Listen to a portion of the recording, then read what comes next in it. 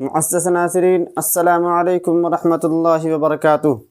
گزشتہ دنوں گجرات کے جوناگڑھ میں بریلوی مکتبہ فکر کے معروف عالم دین مفتی سلمان اظہری کا بیان تھا۔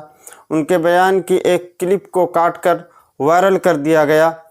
اس کلپ کے وجہ سے ان پر دو گروہوں کے درمیان نفرت پھیلانے اور عوام میں فساد پھیلانے کا مقدمہ درج کیا گیا۔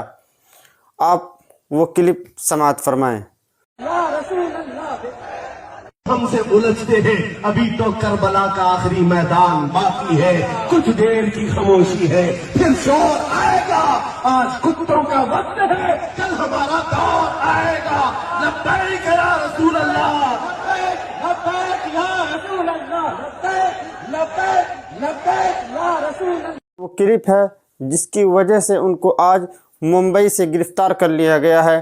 لہذا تمام مکتبہ فکر سے، چاہے وہ دیوبندی ہوں، بریلی ہوں یا پھر اہل حدیث ہوں، سب سے گزارش ہے کہ سارے لوگ متحد ہوں اور ایک ہوں اور ان کے رہائی کا مطالبہ کریں اور ان کے رہائی کے لیے آواز اٹھائیں، اس لیے کہ حالات بہت نازک ہیں۔